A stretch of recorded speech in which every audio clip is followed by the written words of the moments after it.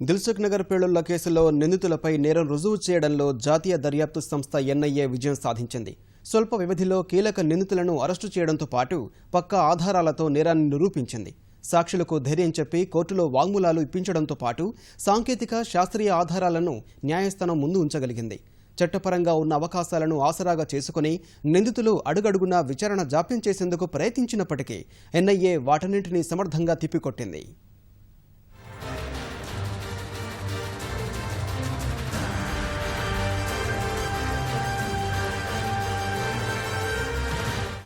యావత్ దేశాన్ని ఉలిక్కిపడేలా చేసిన దిల్సుఖ్ నగర్ పేలుళ్ల కేసులో దోషులకు ఉరిశిక్ష వేయించడంలో జాతీయ దర్యాప్తు సంస్థ విజయవంతమైంది. 19 మంది ప్రాణాలను పొట్టనబెట్టుకుని తమకు ఏమీ తెలియనట్లుగా ముష్కరులు చేసిన వాదనల్లో పసలేదని పక్కా ఆధారాలతో నిరూపించింది. ఇండియన్ ముజాహిద్దీన్ ఉగ్రవాద సంస్థ, దాని సభ్యులు చేసిన నేరాన్ని కోర్టులో ఎన్ఐఏ నిరూపించగలిగింది. అడుగడుగునా సవాళ్లను అధిగమించి దాదాపు 4 ఏళ్ల వ్యవధిలో కేసును తేల్చడంలో ఎన్ఐఏ విజయం సాధించింది. దిల్సుఖ్ నగర్లో 2013 ఫిబ్రవరి 21న ఇండియన్ ముజాహిద్దీన్ జంట పేలుళ్లకు పాల్పడింది. ఐఎం సహవ్యవస్థాపకుడు రియాజ్ భట్కల్ పాకిస్తాన్లోనే ఉండి కుట్రకు వ్యూహరచన చేయగా, అతని సమీప బంధువు యాసిన్ భట్కల్ దేశంలోనే ఉండి కుట్ర పథకాన్ని అమలు చేశాడు. యూపీకి చెందిన అసదుల్లా అఖ్తర్, పాకిస్తాన్ జాతీయుడు వకాస్, బీహార్కు చెందిన తెహసీన్ అఖ్తర్ ప్రత్యక్షంగా రంగంలోకి దిగి బాంబులు పేల్చారు. మధ్యప్రదేశ్కు చెందిన ఐజా షేక్ ముష్కరులకు అవసరమైన సహకారం అందించాడు. ఈ విషయాలను ఆధారసహితంగా నిరూపించడంలో ఎన్ఐఏ విజయవంతమైంది. పేలుళ్లు జరిగిన 2013లోనే 5 నిందితులను అరెస్టు చేయగలిగారు. నేరాన్ని నిరూపించేందుకు మొదట్నుంచి పకడ్బందీగా వ్యవహరించిన ఎన్ఐఏ పక్కా ఆధారాలను సేకరించింది. ఉగ్రవాదులను వివిధ సందర్భాల్లో ప్రత్యక్షంగా చూసిన హైదరాబాద్, కర్ణాటక, బీహార్ తదితర ప్రాంతాలకు చెందిన సాక్షులను గుర్తించి వారి వాంగ్మూలాలను నమోదు చేసింది. ఒకవేళ సాక్షులు భయపడి కోర్టులో సాక్ష్యం చెప్పకపోయినా కేసు వీగిపోకుండా ఉండేందుకు సాంకేతిక శాస్త్ర ఆధారాలను సేకరించింది.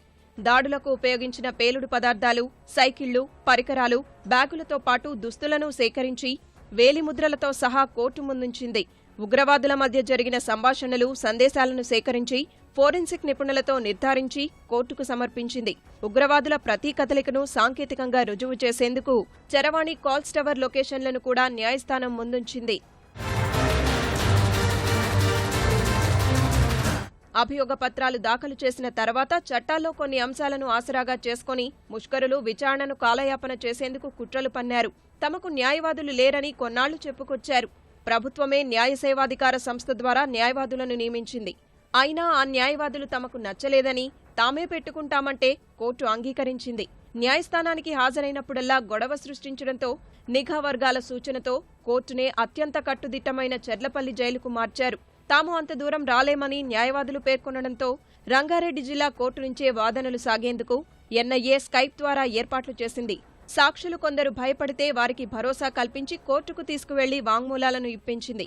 న్యాయస్థానం 157 మంది వాంగ్మూలాలు, 486 దస్త్రాలు, 173 పరికరాలు, వస్తువులను సాక్ష్యంగా పరిగణలోకి తీసుకుని ఇరువైపుల సుదీర్ఘ వాదనల అనంతరం 5 ముష్కరులను దోషులుగా తేల్చడంతో పాటు వారికి ఉరిశిక్షలు ఖరారు చేసింది.